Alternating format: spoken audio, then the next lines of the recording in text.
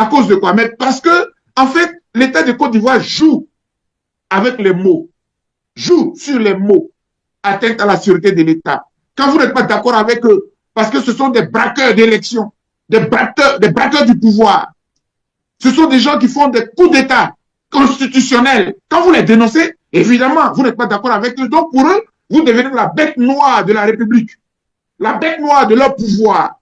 Et pour mieux vous abattre, on vous décerne tous les maux de la terre. Et ce sont eux qui ont écrit, hein, c'est la modification du code pénal de Côte d'Ivoire.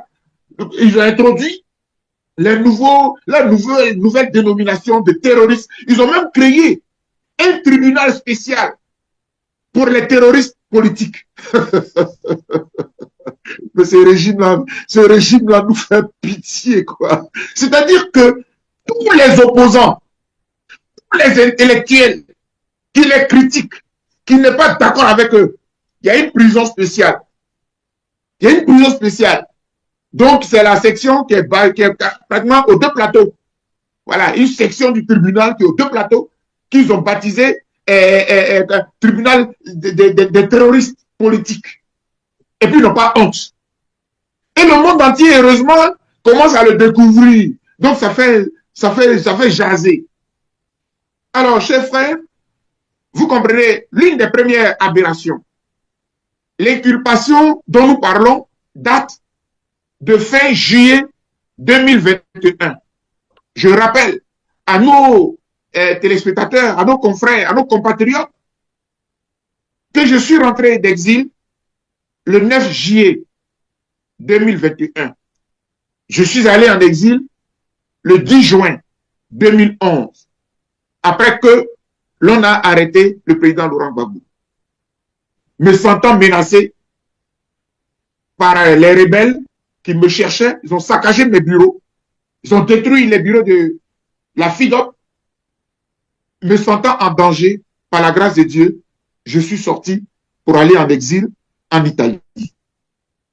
Quand les Italiens, la commission de l'asile, des demandes d'asile, a vu mon dossier, même pas une semaine, on m'a accordé le statut de réfugié politique.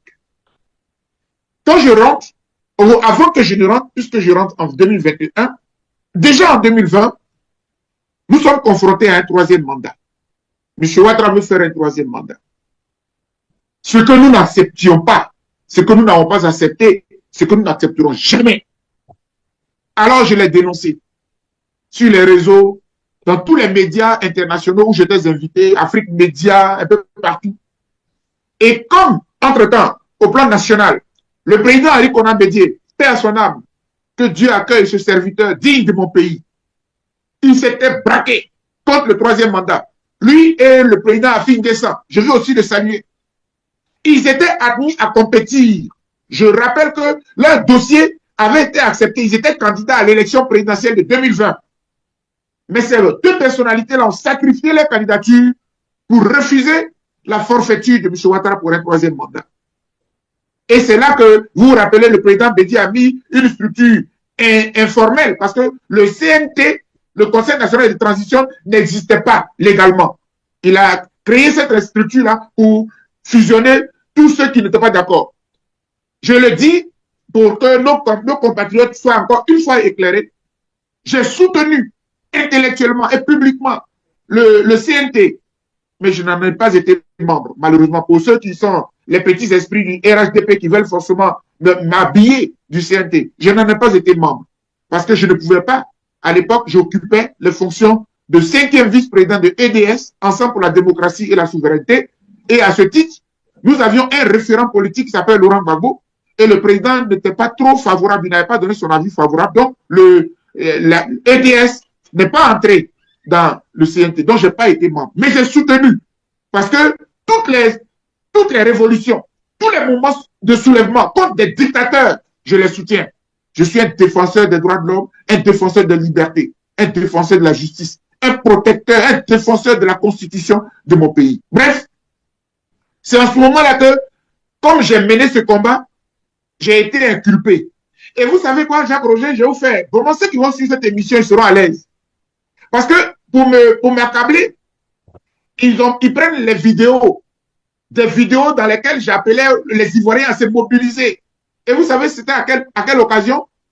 Le 10 octobre 2020, le pouvoir Ouattara avait accepté que l'opposition fasse un grand meeting au stade Félix Houphouët-Boigny.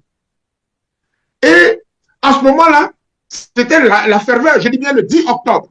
L'élection a eu lieu le 30 octobre. Donc le 10 octobre, ils ont autorisé une marche et un meeting de l'opposition au stade Félix Houphouët-Boigny. Ah, mais nous, on était contents parce qu'on s'est dit, si le stade n'est pas plein, l'opposition allait être un peu ridicule. Il fallait que les gens, mais je vous assure, Jacques Roger, rappelez-vous, les cas sont venus de l'intérieur du pays, partout. Le stade a été débordé, mais attends, ils ont bloqué les gens à l'entrée d'Abidjan. Le stade était plein. Et puis, vous savez quoi, ironie du sort, la star, ce jour-là, le 10 octobre 2020, au stade Félix Houphouët-Boigny, s'appelle Amontano. Amontano. Un transfuge du RHDP, un proche de Alassane Ouattara, son fidèle compagnon, qui est venu au stade. Et le discours que Amontano a prononcé, dans ma vie de défenseur des droits de l'homme, je ne l'ai jamais prononcé contre M. Alassane Ouattara. Il a dit, en substance, vous vous rappelez, Jacques Roger, oui, donnez-nous notre Côte d'Ivoire, nous sommes fatigués, c'est notre pays, on est prêt à mourir pour notre pays. Vous voyez, même Dr Boga qu'on traite de xénophobe, qu'on traite de tout, je n'ai jamais tenu un tel discours. Même si Amontano est revenu au RHDP, aujourd'hui élu député à Jacquesville, je vais lui rendre hommage. Parce que on connaît le fond de son cœur. On sait qu'à la vérité, c'est un patriote. Mais vous allez au restaurant. Oh, on a compris. Vous êtes au restaurant. Mangez. Mais soyez patriote dans le cœur. Bref, cher ami, c'est pour tout ça là qu'on m'a inculpé. On m'a inculpé pour atteinte à la sûreté de l'État, terrorisme, vol d'urne. Parce que dans les mêmes chefs d'accusation, là, tout ça, c'est dedans. Casse d'urne, casse des biens publics, c'est quelqu'un qui n'était pas à Abidjan, qui était à 1000 lieues, qui était quelque part en Italie ou en France, ou au Danemark, ou en Espagne, ou en Suisse, où je faisais les conférences. Voilà un peu l'historique de la poursuite qui pèse sur moi. Mais entre-temps, comme tu parles de contradiction, mais si Dr Boga est terroriste et que vous l'avez inculpé depuis fin juillet 2021, et puis il est dans le pays, le dossier est dans les mains d'un juge d'instruction. Ils ont mis 4 ans. Depuis lors, il n'y a pas de procès contre moi. Mais ce qu'ils ont fait, ils ont pris des mesures de restriction en m'imposant une contrainte judiciaire, un contrôle judiciaire pour ne pas que je sorte du pays. Or, j'ai de la famille en Europe et aux États-Unis. Donc, j'étais chaque fois obligé d'écrire au juge pour que je puisse aller voir ma famille. Vous voyez, c'est une contradiction. Donc, à la vérité, en résumé, c'était pour me museler, pour ne plus que je critique, pour ne plus que je parle, mais pour que je sois avec eux. Après, ils vont aller dire, il est avec nous au sens propre comme au sens figuré. Je refuse d'être avec qui que ce soit, ni au sens propre, ni au sens figuré. Je suis un homme libre. Et je dis. Merci beaucoup, docteur Boga Sako-Gervais, et vous avez parfaitement dit, hein, docteur. Alors, la question que je vais vous poser, alors je pense que j'ai... Que devient, docteur Boga Sako, une université, quand donc les enseignants vivent sous la menace judiciaire administrative? Alors, quand tu me dis sans université, tu veux dire? Parce que je parle bien. Oui, la précision, c'est quoi? Je dis que devient donc une université. Ah oui. Donc les enseignants, voilà, vivent. Ah oui. Voilà. Oui, merci. Non, j'ai très bien compris la question, mais elle est fondamentale. Parce que il faut certainement que nos amis et frères qui suivent cette émission sachent que elle ne sera pas sévère, on ne va pas déborder, elle ne sera pas excessive, elle ne sera pas très, très longue, mais c'est une émission très importante parce que il y a beaucoup d'enseignements que vous pouvez tirer là-dedans. Vous savez, dans le monde, les universités bénéficient d'une protection. Parce que, en fait, l'université, c'est comme, regardez, je vais donner un exemple pour que les gens comprennent très bien. À Korogo, enfin, chez nos parents du Nord, quand on dit le poro, c'est le bois sacré. Il n'y a que les initiés qui y entrent. Il n'y a que ceux qui sont à l'intérieur, qui vont dans le poro, qui savent ce qui se passe là-bas. Mais c'est une école de formation des jeunes quand ils veulent rentrer dans le monde adulte. C'est un passage. L'université, c'est un temple. Et dans la conception universitaire mondiale, dans ce temple-là, il faut qu'il y ait la liberté de penser. C'est là-bas, en fait, vraiment, c'est difficile parfois aussi d'expliquer à des gens. Docteur Bouga, avec votre permission, je crois que la question que je vous ai posée, c'était une question que je devais donc la poser après celle que je vais vous poser maintenant. Donc, avec votre permission, je préfère vous poser la question là, et ensuite je revenir sur l'université, comme ça on aura un débat assez... C'est comme tu veux. Voilà, ok, merci Dr Bouga. Alors, plus largement, puisqu'on a parlé de contradiction selon vous, hein, cette contradiction selon vous révèle-t-elle, selon vous, une perte de cohérence donc de l'État de droit en Côte d'Ivoire, à votre avis? Puisqu'on a parlé beaucoup de contradiction. Non, mais bien sûr, en fait, c'est la politisation de notre société. C'est-à-dire que le politique prend le pas sur le judiciaire, il prend le pas sur le législatif, mais il prend le pas sur la société. Il prend le pas sur l'académique. Il prend le pas sur l'académique. C'est-à-dire que tout est politique dans le pays. Tu ne peux plus... Regarde, par exemple, aujourd'hui, le président de la République reçoit son parti dont il a accepté d'être le président au sein de la République. Respublica, la chose publique. Nous tous, notre chose, on n'est pas RHDP. Mais dans notre chose publique, là, il va recevoir sa famille politique. Voici les contradictions. Et donc, pour que sa famille politique règne, tous ceux qui sont dans la contradiction, tous ceux qui sont dans l'opposition, qu'ils soient des politiques ou bien des intellectuels, ils sont obligés, ils sont pourchassés. Et donc, les contradictions là, elles sont là. Notre société n'est plus un état de droit. Regardez le jeune homme qu'on a arrêté, Jean-François, c'est quoi sinon? C'est ça, on reviendra tout à l'heure, oui. Ouais, on en parle là, mais regardez, il s'est exprimé. Le politique dit, c'est moi qui gouverne. C'est moi qui contrôle.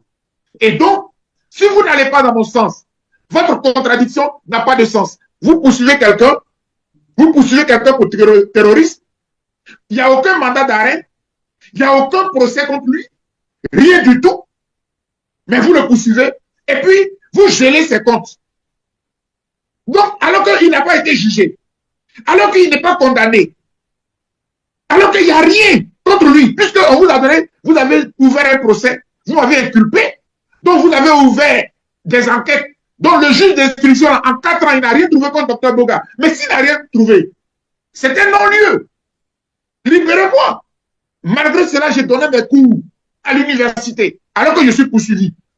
Malgré cela, je vais avec eux à Paris pour aller parler de réconciliation, parler au Gadi Seli, parler à Serge Kassi, parler à Bougalier, pour que ces frères-là rentrent au pays, avec le ministre de la réconciliation qui s'appelait M. Kakabe, mon ami et frère. Tout ça là, je suis terroriste. Non. Donc, dans ces conditions, Dr Bouga, on peut dire, est-ce qu'on peut parler d'un État aujourd'hui qui accuse pour intimider et semble s'être assumé juridiquement, on peut le dire? Mais bien sûr, autant dire simplement qu'à la vérité, on ne vous reproche rien, Dr Bouga. Tout ce qu'on vous reproche, c'est que vous êtes contre nous. C'est parce que vous ne mangez pas avec nous. C'est parce que vous dénoncez nos bévues. C'est parce que vous dénoncez nos pourritures. Parce que vous dénoncez nos coups d'État constitutionnels. Parce que vous dénoncez la CEI que nous caporalisons. C'est parce que vous dénoncez le système électoral que nous maîtrisons pour gagner toutes les élections, pour régner sur le pays. Voilà ce qu'on me reproche. Voilà ce qu'on reproche à tous ceux qui ne sont pas d'accord avec le RHDP. Je suis désolé, mais il n'y a rien d'autre. Je n'ai rien à me reprocher. J'aime trop mon pays. Eux tous qui sont au gouvernement là, ils étaient dans la rébellion. Ils ont soutenu la rébellion. Et ils peuvent traiter quelqu'un de terroriste. Et ils peuvent parler de terrorisme. Eux qui ont braqué la République. M. Ouattara ne peut pas le nier. Il a payé 8400 soldats. Il leur a donné à chacun 12 millions de notre argent. Ça, c'est la preuve que tu es avec les rebelles. Parce que tu as été le parrain des rebelles. Et les rebelles, parce que le contrat que vous aviez signé, c'est que Quand vous seriez au pouvoir, regardez aujourd'hui comment notre administration est phagocytée. Dès que M. Ouattara arrive au pouvoir, cher ami, je suis vraiment révolté de ce que est devenu notre pays. Dans toute l'administration, les rebelles ont occupé les postes. Les rebelles et tous ceux qui étaient dans la logique de la rébellion. Les fonctionnaires de l'État, les gens qui ont eu leur diplôme à la sueur de leur front, ils vont au travail, ils n'ont plus de poste. On dit, reste chez toi à la maison, mais comment on te fait ton salaire? Parce que le rebelle qui n'a même pas étudié là, il va prendre ton poste. Ils l'ont fait aux impôts, ils ont fait à la douane, ils ont fait au trésor, ils ont phagocyté l'administration. Voilà ce qu'a devenu notre pays. Alors, eux, ils peuvent parler de terroristes. Moi, terroriste, moi qui n'ai jamais, qui ne sais même pas manipuler une arme, mon œil. Merci beaucoup, Dr Bouga Sakoal. Cela vous amène donc à parler de notre deuxième segment.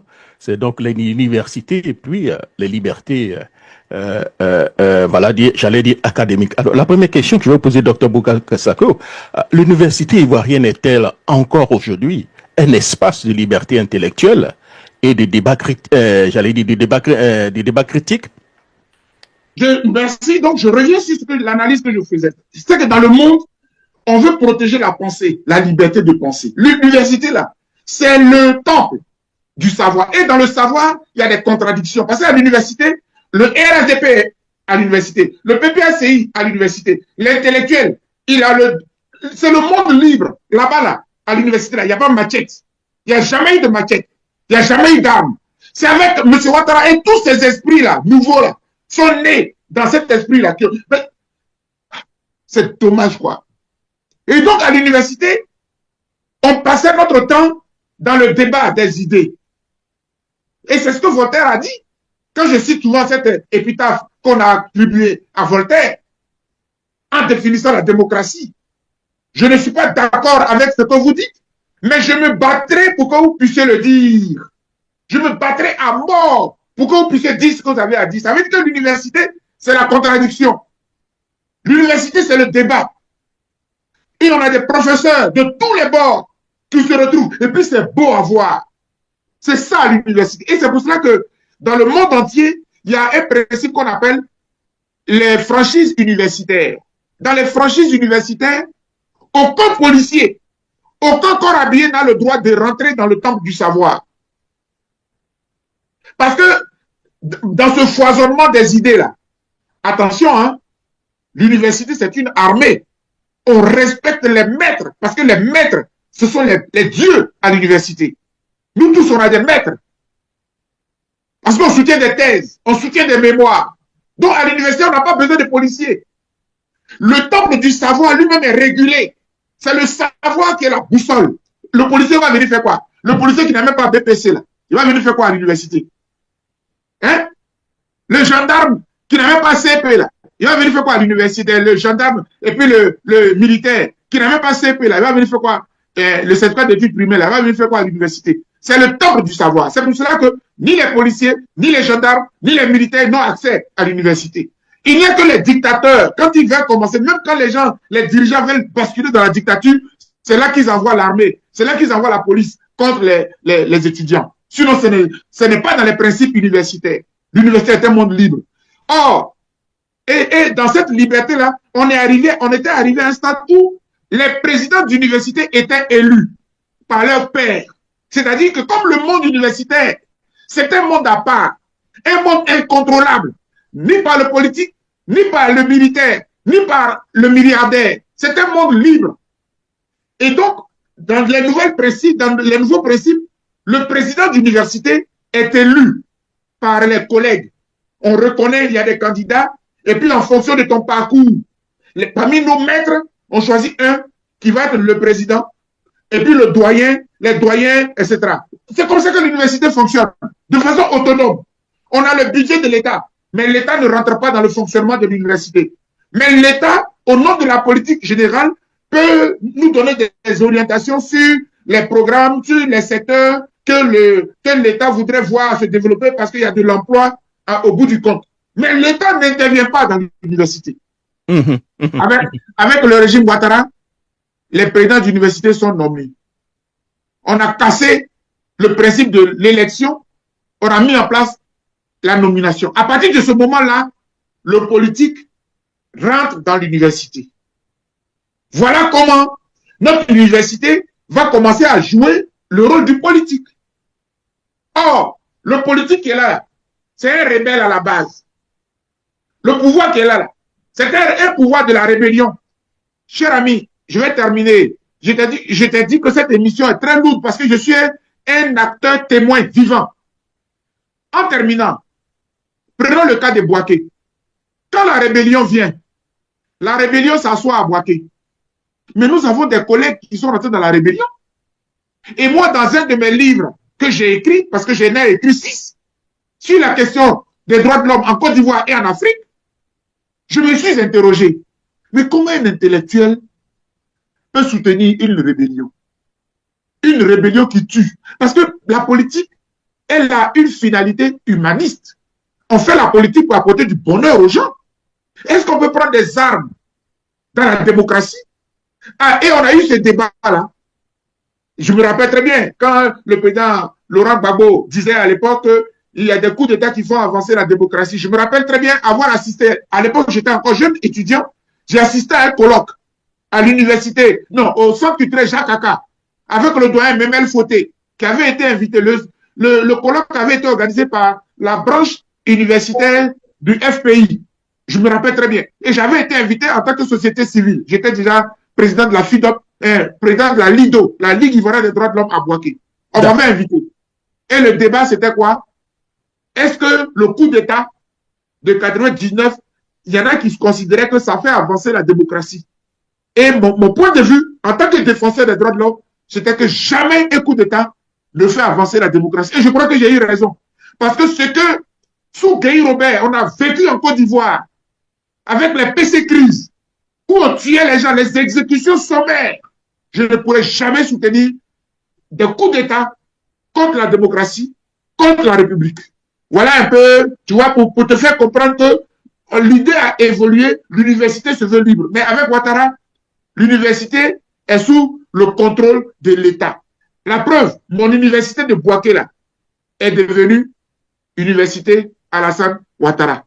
Donc, tout à l'heure, dans l'introduction, tu disais que j'étais à l'université Félix Houphouët-Boigny. Non, je suis un pur produit de l'université de Bouaké. Je préfère dire université de Bouaké parce que Alassane Ouattara, on va enlever. Il n'est pas une référence universitaire. Monsieur Ouattara n'est pas une référence universitaire ni au plan économique, ni au plan politique, ni au plan juridique, à rien du tout. Rien du tout. Et c'est une aberration. Dans ces conditions, docteur, est-ce qu'on peut dire que votre engagement citoyen dérange davantage que votre fonction d'enseignant? Est-ce qu'on peut le dire? Ou bien les deux? Oui et non. C'est-à-dire que, à la vérité, par exemple, vous avez vu les images que j'ai diffusées où j'enseigne le cours d'initiation aux droits de l'homme aux étudiants de lettres modernes. Parce que à l'université de Bouaké, dans la section littéraire, sciences humaines là-bas, on a introduit le cours de droit pour que les étudiants ne restent pas que des littéraires enfermés dans leur carcan de littérature, la vieille littérature française du XVIIe siècle où j'ai eu mon doctorat. Ça veut rien dire du tout comparé aux réalités des Ivoiriens. Et donc, dans le cursus, on a introduit un cours de droit. Et mes collègues m'ont confié la responsabilité d'enseigner l'initiation aux droits de l'homme, aux étudiants de licence. Donc, quand vous voyez le cours que je leur donne, ce sont des cours de vie. Parce qu'on ne vit pas de lettres. Les droits de l'homme, c'est la vie. C'est la gestion quotidienne, les rapports humains. Le droit, c'est la gestion des rapports humains. Donc, si tu as fini tes études de linguistique, de sociologie, de philosophie, il faut vivre dans la société. On dit nul n'est censé ignorer la loi. Donc, comment tu fais si tu ne connais rien à la loi? Tu es un universitaire perdu. Donc, voilà comment je donne des cours de droit et des droits de l'homme, précisément de droits de l'homme à mes étudiants. Donc, je ne les dérange pas. Mais c'est le pouvoir qui se sent dérangé parce que je le critique.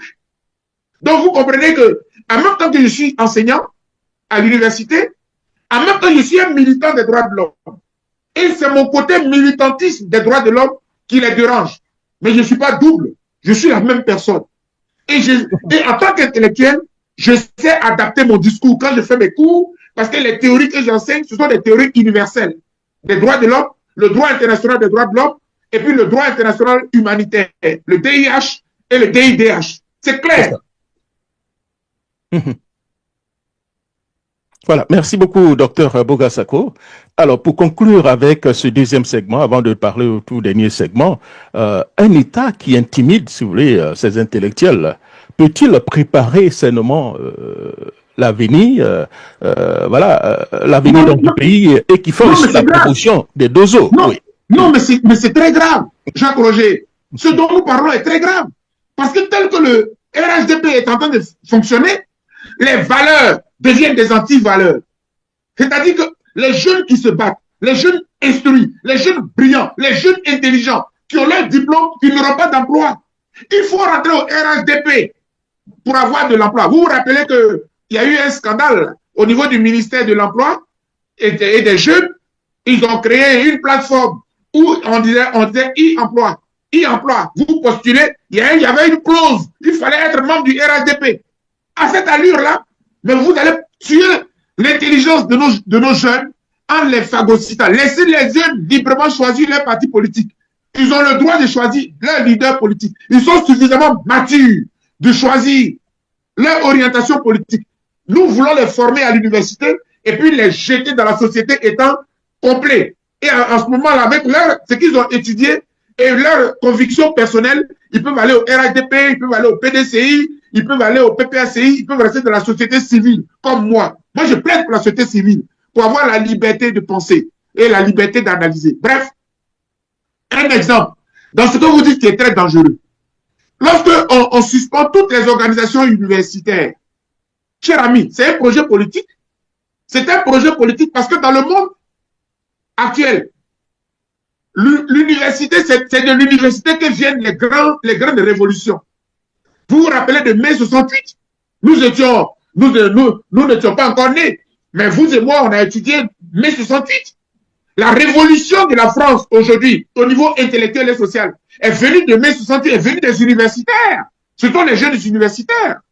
Et donc, M. Ouattara et son régime, en suspendant toutes les organisations universitaires, en supprimant la FESI, mais c'est une aberration, la Fédération étudiantine scolaire. Moi, je ne la considère pas comme diabolique. J'ai passé toute ma vie à l'université à former la FESI. Parce que la FESI a un bon fond. Parce que ce sont des jeunes qui apprennent à diriger, à être des leaders. Mais ce qui leur manque, c'est de pouvoir allier le syndicalisme et le respect des droits de l'homme et le respect des institutions de la République. Mais ça, là, on n'a pas besoin de les suspendre pour ça. Non, c'est parce que les gens les utilisent. C'est parce que les gens veulent les utiliser. Et quand l'organisation refuse de se soumettre, alors on casse. Rappelez-vous, moi j'ai connu le MESI. J'ai occupé le poste de membre d'un bureau du MESI au lycée scientifique de Yamoussoukro. J'étais en seconde première. Et j'ai participé au bureau, le tout dernier bureau, en 88-89. Parce que le MESI a été dissous en 90, lorsque la FESI naît en avril 90. Avec le multipartisme. Le multipartisme est déclaré par Oufoué en avril 90. En même temps, la FESI va voir le jour. En même temps, le MESI va mourir. D'accord. Alors, ouais. Docteur, merci beaucoup. J'ai compris. On va parler rapidement au troisième segment. Je sais que vous avez beaucoup de choses à faire tout à l'heure. Alors, le troisième segment, ça sera donc la jeunesse répression et le cas donc de monsieur Jean-François Kouassi que vous aviez certainement mentionné en début de mission. Alors, docteur, la première question, que révèle, selon vous, la détention donc du jeune Jean-François Kouassi sur donc le traitement réservé à la jeunesse engagée? Je suis triste. Parce que j'ai lu la vidéo de ce jeune homme. Mais il n'a rien dit de tel. Il n'a rien dit. Il n'a rien fait. Il n'a rien fait. C'est-à-dire qu'on va l'accuser de trouble à l'ordre public, diffamation.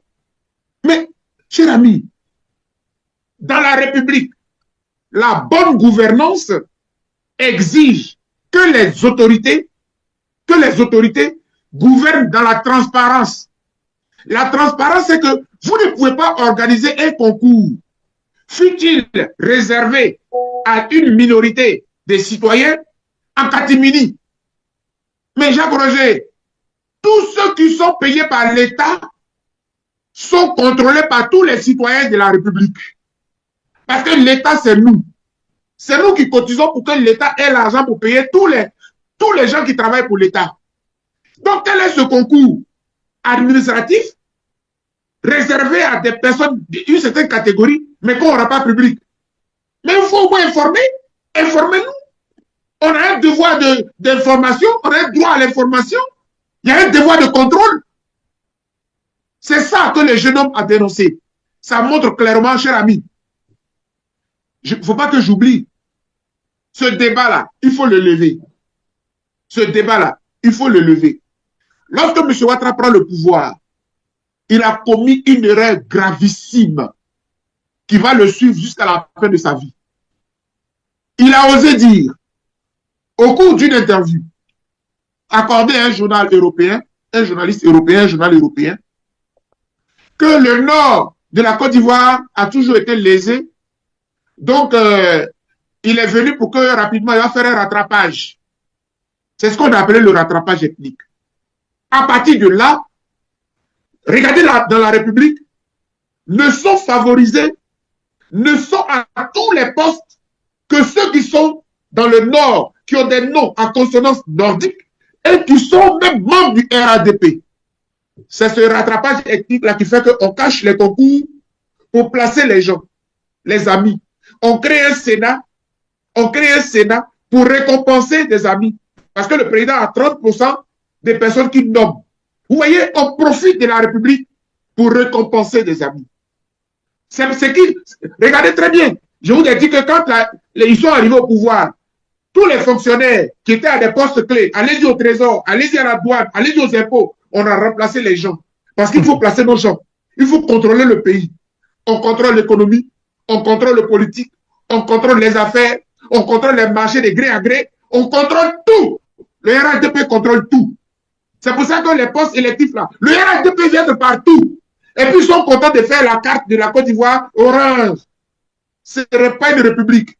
Vous avez transformé notre pays en un État parti. Le RADP est devenu un État parti. Le président de la République est le président de la République et le président du RADP. Le palais présidentiel reçoit le RADP. Dans ces conditions, docteur Boga, après donc la criminalisation donc de l'opposition, est-ce qu'on assiste donc à une criminalisation de l'engagement citoyen et politique donc des jeunes, à votre avis? À tout point de vue. À tout point de vue. Regardez les jeunes qui sont en prison là. Avez-vous déjà vu un jeune homme appelé Ziggy, le jeune homme qu'on a arrêté là? Vous l'avez déjà vu dans un parti politique? Non. Moi, je ne l'ai jamais vu ni au PDCI, je ne l'ai jamais vu ni au PPACI, nulle part. C'était un jeune cyberactiviste, etc. Mais les jeunes ont le droit de s'intéresser à la politique, puisque la politique est faite pour eux, à leur faveur. C'est eux qui sont l'avenir. Mais non, choisissez bien. Si vous choisissez en dehors du RADP, vous serez frappé. Donc nous sommes dans un pays dirigiste. Dans ces conditions, quel message l'État envoie-t-il donc à une jeunesse qui s'exprime autrement que par le silence? Non, vous n'avez pas le choix. L'État dit clairement à la jeunesse de Côte d'Ivoire que vous n'avez pas le droit de penser par vous-même. Venez au RADP et taisez-vous.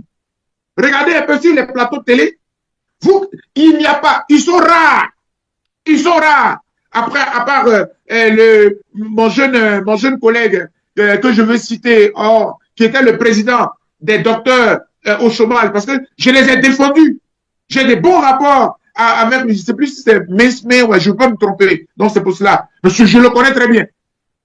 Voilà. Et donc, cher ami, tant que vous êtes jeune et que vous pensez RADP, vous faites la promotion du RADP, vous ne critiquez pas le RADP, vous pouvez prospérer en Côte d'Ivoire.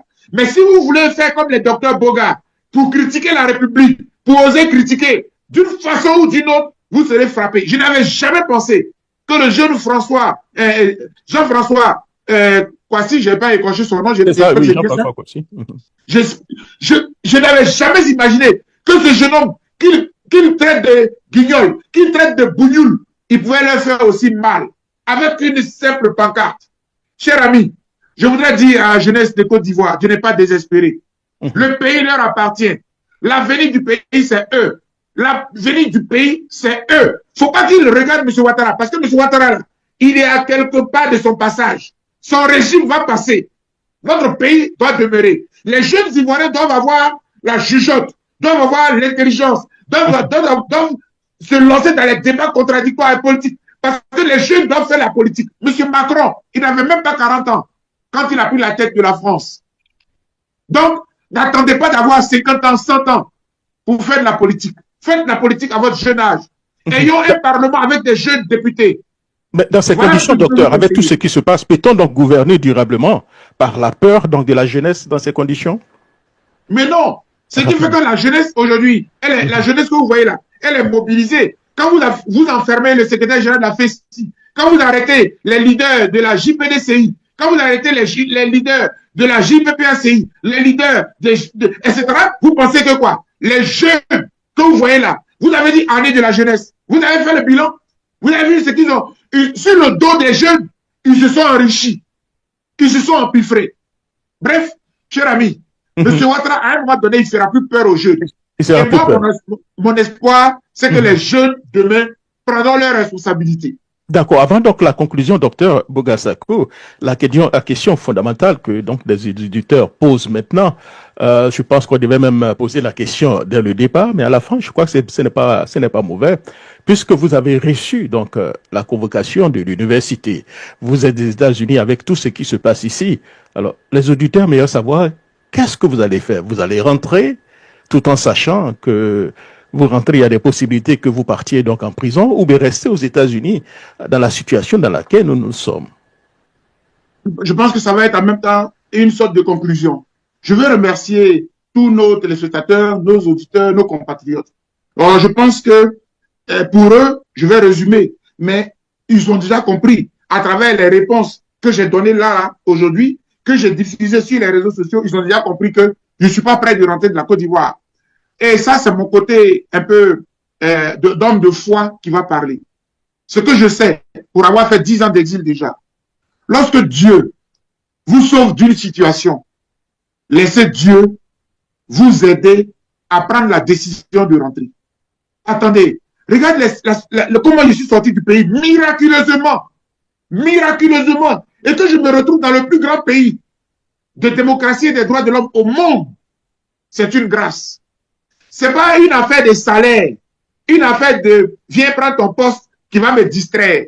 Parce qu'ils n'ont pas réussi à m'avoir. Donc ils veulent m'attirer. Mais non, j'ai vécu 10 ans.